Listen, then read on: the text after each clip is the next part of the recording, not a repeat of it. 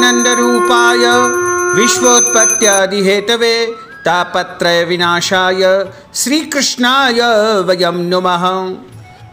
कृष्णाय वासुदेवाय हरये परमात्मने प्रणतः क्लेशनाशाय गोविन्दाय नमो नमः।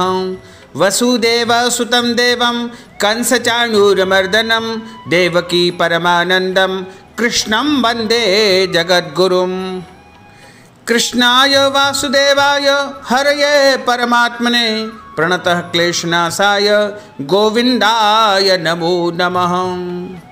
बोलिए गोपाल कृष्ण भगवान की जय, श्री वृंदावन बिहारी लाल की जय। भक्तजनों, माताओं, बहनों, आप सभी को सादर जय श्री कृष्ण। आज हम आपको ज्येष्ठ पूर्णिमा की कथा सुनाने जा रहे हैं। ज्येष्ठ पूर्णिमा की जो कथा सुनता है उसके जीवन में कभी भी कोई संकट या कष्ट नहीं आता है तथा उसके जीवन की सारी मनोकामनाएं पूर्ण हो जाती है। ज्येष्ठ माह के शुक्ल पक्ष की पूर्णिमा तिथि को बड़ी पूर्णिमा के रूप में माना जाता है और इस दिन सभी भक्तजनों को प्रातःकाल जल्दी उठना चाहिए।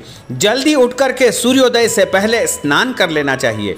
स्नान करने के बाद भगवान सूर्यदेव को जल अर्पित करना चाहिए, क्योंकि सूर्यदेव को जल अर्पित करने से उस दिन महान पुण्यों की प्राप्ति होती है तथा इस दिन स्नान करने वाले जल में थोड़ा सा तीर्थ का जल भी डालना चाहिए। गंगा जल, यमुना जल या कोई भी तीर्थ का जल आप अपने नहाने की बाल्टी में अवश्य डाल लें। यदि संभव हो तो तीर्थ में जाकर के स्नान करना चाहिए, क्योंकि पूर्णिमा तिथि बड़ा पर्व होता है और पूरे महीने में आपके द्वारा जाने अनजाने में यानी कायिक काया से यानी शरीर से, मानसिक यानी मन से या फिर वाचिक यानी वाणी से यानी शरीर से, हाथ पांव से, शरीर के अंगों से जाने अनजाने में कोई भी यदि पाप या दोष हो जाते हैं तो उन सब की निवृत्ति के लिए, उन सब को समाप्त करने के लिए पूर्णिमा का एक महान दिन होता है। और प्रत्येक महीने पूर्णिमा आती है और अलग अलग पूर्णिमा का अलग अलग महत्व होता है। ज्येष्ठ माह के शुक्ल पक्ष की पूर्णिमा का भी अपने आप में अधिक महत्व है। इस दिन भोलेनाथ तथा माता पार्वती का विशेष पूजन अर्चन किया जाता है तथा भगवान लक्ष्मी नारायण एवं सत्यदेव का यानी सत्यनारायण का भी पूजन किया जाता है। ऐसा माना जाता है कि भगवान सत्यनारायण का इस दिन पूजन करने से या फिर उनकी कथा सुनने से 84 लाख योनियों में हमारे द्वारा जो भी पाप होते हैं या दोष होते हैं उन सब की निवृत्ति हो जाती है तथा वो सब पाप हमारे समाप्त हो जाते हैं और हमारे पुण्यों का उदय होता है। और जब पुण्यों का उदय होता है तो जीवन में धर्म की प्राप्ति होती है, अर्थ की प्राप्ति होती है, काम की प्राप्ति होती है और मृत्यु के पश्चात मोक्ष की यानी वैकुंठ की प्राप्ति हो जाती है। प्रत्येक मनुष्य को अपने पाप दोषों की निवृत्ति के लिए पूर्णिमा की इस कथा का श्रवण करना चाहिए तथा इस दिन भगवान लक्ष्मी नारायण एवं सत्यनारायण तथा भोलेनाथ का विशेष पूजन अर्चन करना चाहिए। यदि ये सब आप नहीं कर सकते हैं, व्रत आप नहीं कर सकते हैं, तो कथा का श्रवण अनिवार्य रूप से करना चाहिए। यानी इसकी कथा भी सुनना बहुत ही पुण्यकारक माना गया है। पुराणों में और धर्म ग्रंथों में जो यह कथा बताई है वह इस प्रकार है। द्वापर युग में एक समय की बात है, यशोदा जी ने कृष्ण भगवान से कहा कि हे कृष्ण, तुम सारे संसार के उत्पन्न करता हो, पोषक तथा उसके संहार करता हो। आज कोई ऐसा व्रत मुझसे कहो जिसके करने से मृत्युलोक में स्त्रियों को विधवा होने का भय न रहे तथा यह व्रत सभी मनुष्यों की मनोकामनाओं को पूर्ण करने वाला हो। भगवान कृष्ण कहने लगे कि हे माता, आपने अति सुंदर प्रश्न किया है। मैं आपसे ऐसे ही व्रत को सविस्तार कहता हूँ। सौभाग्य की प्राप्ति के लिए स्त्रियों को पूरे वर्ष में 32 पूर्णमासी का व्रत करना चाहिए, यानी कुल 32 पूर्णमासी का व्रत प्रत्येक महिलाओं को करना चाहिए। और महिला ही नहीं वरन पुरुष भी यदि पूर्णमासी का व्रत करते हैं तो उनके जीवन का दुर्भाग्य समाप्त हो जाता है और उनके जीवन में सौभाग्य का उदय होता है। इस व्रत को करने से स्त्रियों को सौभाग्य की प्राप्ति होती है, कन्याओं को उत्तम पति की प्राप्ति होती है तथा पुरुषों को उत्तम पत्नी की प्राप्ति होती है। यह व्रत अचल सौभाग्य देने वाला है। एवं भगवान शिव के प्रति मनुष्य मात्र की भक्ति को बढ़ाने वाला है।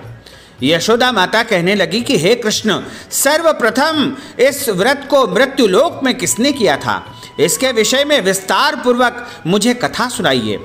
भगवान कृष्ण कहते हैं कि इस भूमंडल पर एक अत्यंत प्रसिद्ध राजा चंद्रहास से पालित अनेक प्रकार के रत्नों से परिपूर्ण कातिका नाम की एक नगरी थी।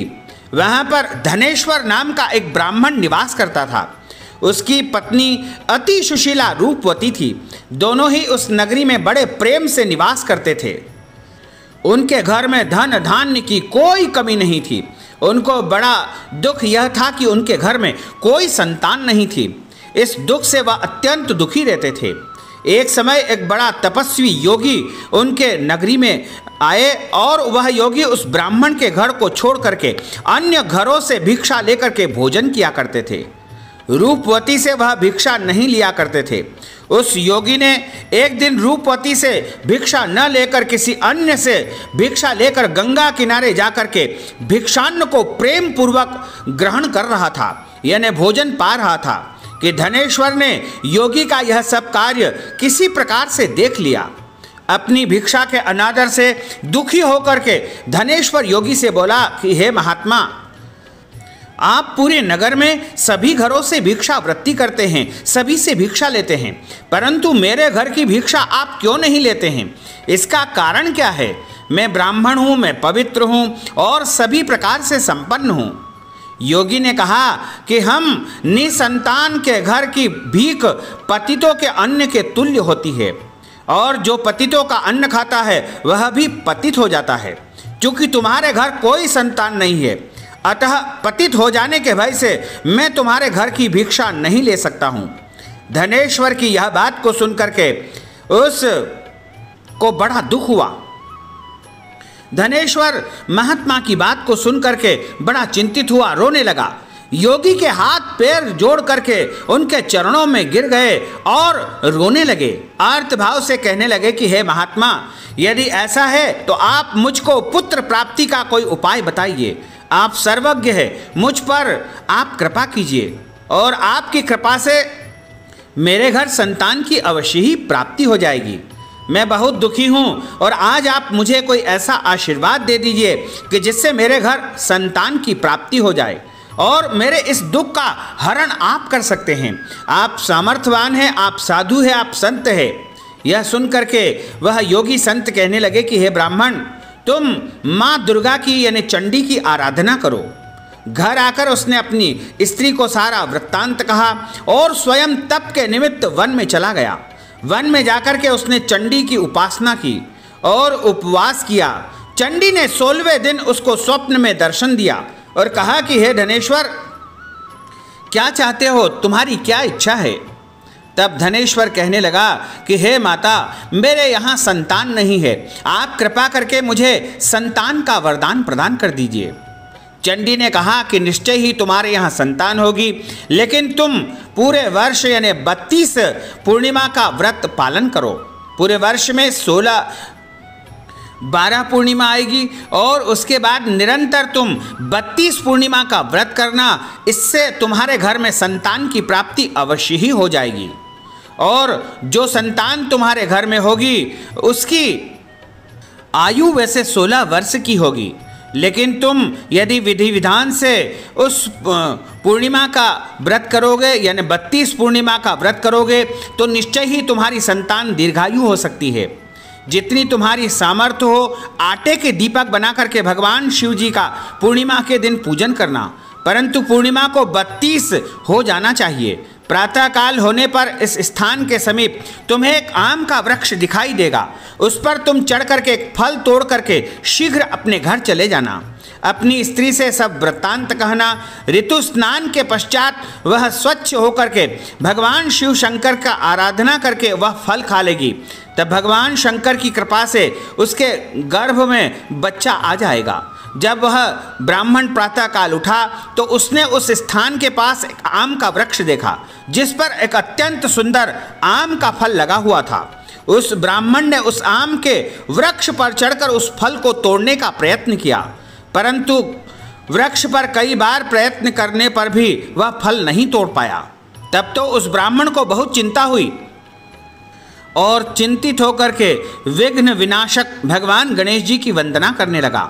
हे भगवान गणेश जी, आप भक्तों के विघ्नों का नाश करके उनके मंगल कार्य को करने वाले हैं, दुष्टों का नाश करने वाले हैं, रिद्धि सिद्धि को देने वाले हैं। आप मुझ पर कृपा करके इतना बल दे कि मैं अपने मनोरथ को पूर्ण कर सकूं।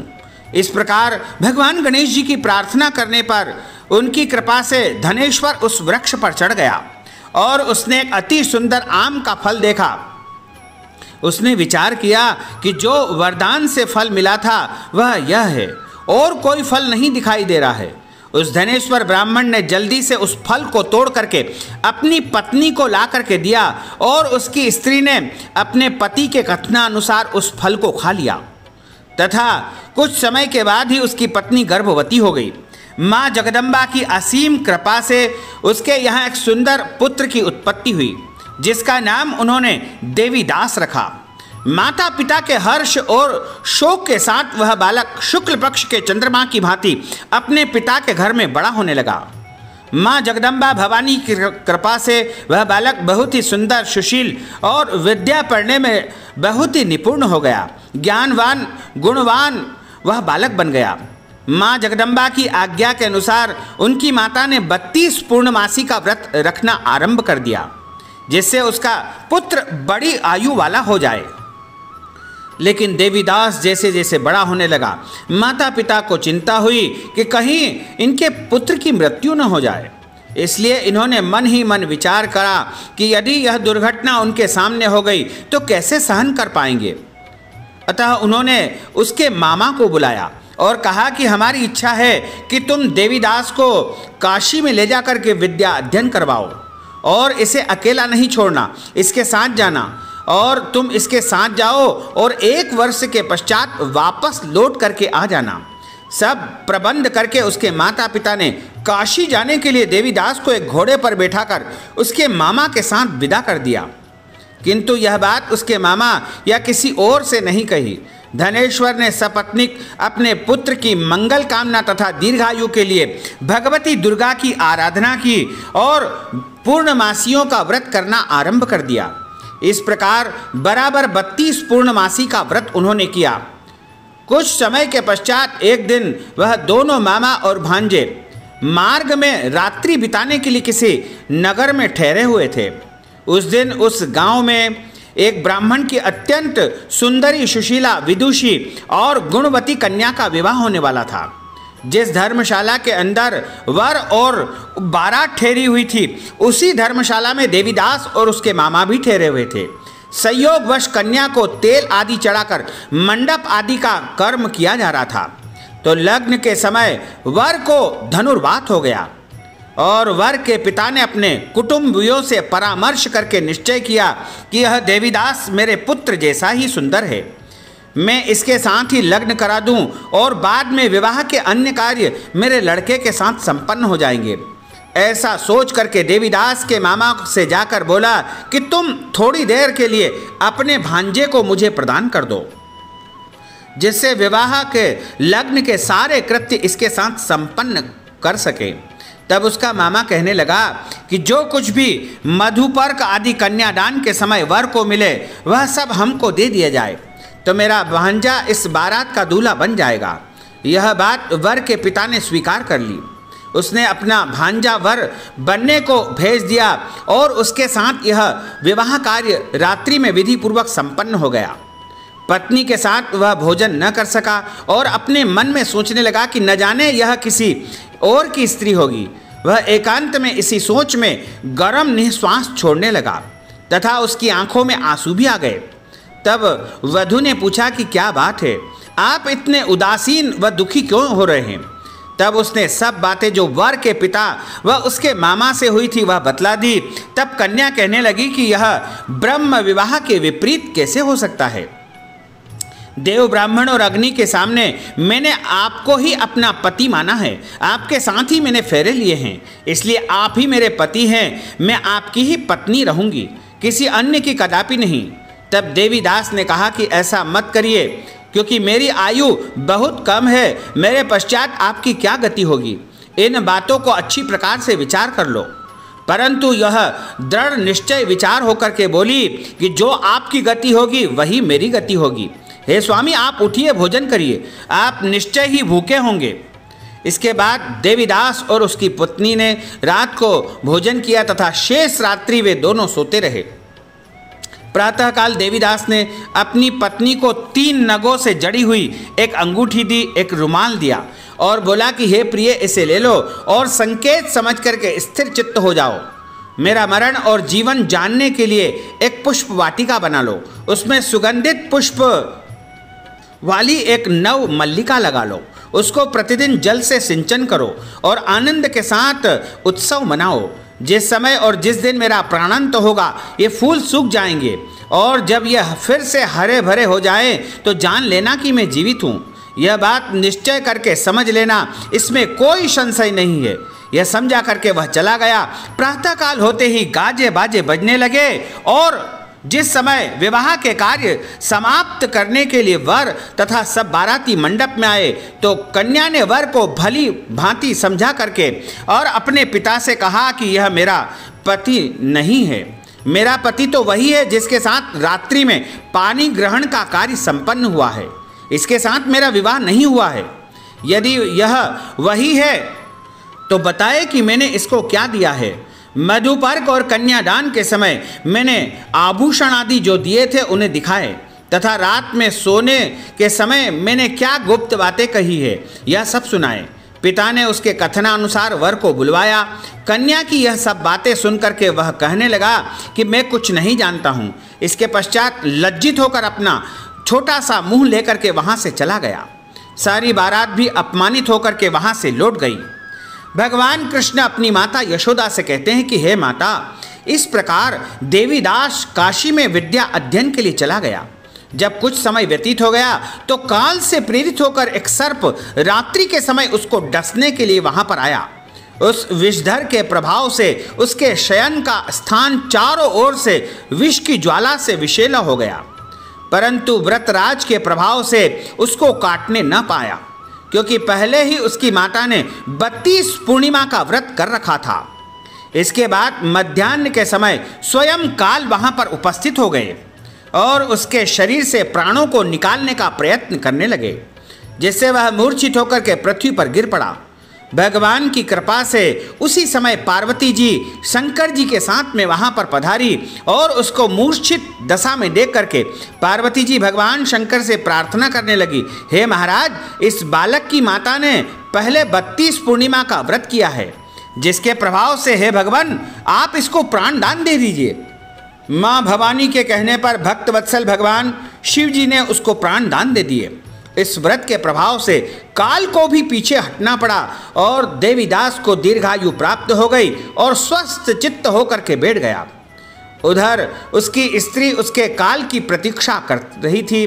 जब उसने देखा कि उस पुष्प वाटिका के पत्र पुष्प कुछ भी नहीं रहे तो उसको अत्यंत आश्चर्य हुआ और जब उसने देखा कि कुछ समय के बाद ही पुनः पुष्प वाटिका के जो पुष्प थे वह हरे भरे हो गए, तब वह जान गई कि मेरा पति जीवित है और अपने पिता से उसने कहा कि मेरे पति जीवित है, कृपा करके पिताजी आप उनको ढूंढिए, आप उनकी खोज करवाइए। जब 16वां वर्ष व्यतीत हो गया तो देवीदास भी अपने मामा के साथ काशी से उधर से चल दिए। इधर उसके ससुर उसको ढूंढने के लिए अपने घर से जाने ही वाले थे कि दोनों मामा भांजा वहां पर आ गए। उसको आया देख करके उसका ससुर बड़ी प्रसन्नता के साथ में अपने दामाद को घर ले गया।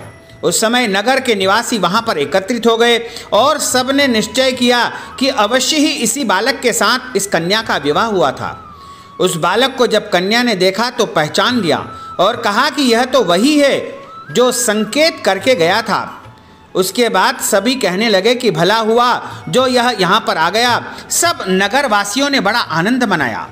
कुछ दिनों के बाद देवीदास अपनी पत्नी और मामा के साथ अपने ससुर के घर से बहुत सा उपहार लेकर के अपने घर को प्रस्थान कर गया। जब वह अपने गांव के निकट आ पहुंचा तो कई लोगों ने उसको देख करके उसके माता पिता को पहले ही जाकर के खबर दे दी कि तुम्हारा पुत्र देवीदास अपनी पत्नी और मामा के सहित घर पर आ रहा है। ऐसा समाचार सुनकर के पहले तो उन्हें विश्वास ही नहीं हुआ, किंतु जब और लोगों ने भी आकर उनकी बात का समर्थन किया तो उनको बड़ा आश्चर्य हुआ। लेकिन थोड़ी देर में देवीदास ने आकर के अपने माता पिता के चरणों में अपना सिर रख कर के प्रणाम किया और उसकी पत्नी ने अपने सास ससुर के चरणों को स्पर्श किया तो माता पिता ने अपने पुत्र और पुत्र वधू को हृदय से लगा लिया और दोनों की आंखों में प्रेम के आंसू बह चले। अपने पुत्र और पुत्र वधू के आने की खुशी में धनेश्वर ने बड़ा भारी उत्सव किया और ब्राह्मणों को बहुत सा दान दक्षिणा देकर के प्रसन्न किया। इस प्रकार भगवान कृष्ण कहने लगे कि धनेश्वर ने 32 पूर्णिमा का व्रत करने के प्रभाव से पुत्रवान हो गया तथा पुत्र को लंबी आयु प्राप्त हो गई। जो स्त्रियां या जो मनुष्य इस व्रत को करता है वह जन्म जन्मांतर में वैधव्य का दुख नहीं भोगती है और सदैव सौभाग्यशाली रहती है। यह मेरा वचन है, इसमें कोई भी संदेह नहीं है। यह व्रत पुत्र पौत्र को देने वाला है तथा संपूर्ण मनोकामनाओं को पूर्ण करने वाला है। 32 पूर्णमासी के व्रत करने से व्रती की सब इच्छाएं भगवान शिव जी तथा माता पार्वती अवश्य ही पूर्ण करती है। पूर्णिमा तिथि का व्रत करने से भगवान विष्णु और माता महालक्ष्मी की भी विशेष कृपा होती है। महालक्ष्मी और श्रीहरि की इसी कृपा को प्राप्त करने के लिए एक साहूकार की दोनों बेटियां हर पूर्णिमा को व्रत किया करती थी। इन दोनों बेटियों ने बड़ी बेटी पूर्णिमा का व्रत पूरे विधि विधान और नियम पालन करके करती थी। वहीं छोटी जो बेटी थी वह नियमों को आडंबर मान करके अनदेखा करके इस व्रत को करती थी। विवाह योग्य होने पर साहूकार ने अपनी दोनों बेटियों का विवाह कर दिया। बड़ी बेटी के घर समय पर स्वस्थ संतान का जन्म हुआ। संतान का जन्म छोटी बेटी के घर भी हुआ, लेकिन उसके यहाँ संतान का जन्म होते ही वह मर जाती थी, यानी अल्पायु संतान उसके यहाँ पैदा होती थी। 2-3 बार ऐसा होने पर उसने एक ब्राह्मण को बुला करके अपनी व्यथा सुनाई और उपाय पूछा। उसकी सारी बात को सुन करके कुछ प्रश्न पूछने के बाद ब्राह्मण ने कहा कि तुम जो है अधूरा पूर्णिमा का व्रत करती हो, इस कारण तुम्हारा व्रत फलित नहीं होता है, तुम्हें अधूरे व्रत का दोष लगता है। ब्राह्मण की बात को सुनकर के छोटी बेटी ने पूर्णिमा व्रत पूरे विधि विधान से करने का निर्णय कर लिया, लेकिन पूर्णिमा आने से पहले ही उसने एक बेटे को जन्म दिया। जन्म लेते ही बेटे की मृत्यु हो गई। इस पर उसने अपने बेटे का शव एक पटे के नीचे रख दिया और उसके ऊपर कपड़ा रख दिया, ढक दिया और उसके ऊपर पटा रख दिया ताकि किसी को दिखाई नहीं दे। और उसके पश्चात वह अपने घर में बैठी थी। अचानक उसकी बहन का वहाँ पर आगमन हुआ और जैसे ही उसकी बहन आई तो उसकी साड़ी का किनारा उस मरे हुए बच्चे को छू गया और जैसे ही मरे हुए बच्चे को छू गया तुरंत ही उसका बालक जीवित हो उठा। तब वह चिल्लाई कि क्यों बच्चे को तूने पटे के नीचे क्यों छिपा दिया था, और कहीं यह मर जाता तो मेरे ऊपर बच्चे की मृत्यु का दोषारोपण हो जाता, इसलिए तुम जो है इस प्रकार का कर्म क्यों किया। तब उसने कहा कि बहन मैं क्या करूं, मेरा बच्चा तो पहले ही मर चुका था, लेकिन तुम्हारा स्पर्श होते ही यह पुनः जीवित हो उठा है, इसलिए तुम्हारे पुण्यों के प्रताप से ही यह जीवित हो उठा है। अब तुम जैसा व्रत करती हो उसी प्रकार मैं भी पूरे विधि विधान से पूर्णिमा का व्रत संपन्न करूंगी, तो निश्चय ही मेरे ऊपर भी तुम्हारे जैसी कृपा बरसने लगेगी। बोलिए लक्ष्मी नारायण भगवान की जय, श्री वृंदावन बिहारी लाल की जय। भक्तजनों, हमने आपको यह दिव्य और ज्ञानमयी कथा सुनाई है। इस कथा को अधिक से अधिक लोगों को शेयर करिएगा, लाइक करिएगा, कमेंट करिएगा, और यदि अभी तक आपने सब्सक्राइब नहीं किया है तो अभी और इसी समय सब्सक्राइब अवश्य कर लीजिए। आपको और आपके परिवार को सादर जय श्री कृष्ण, सादर धन्यवाद।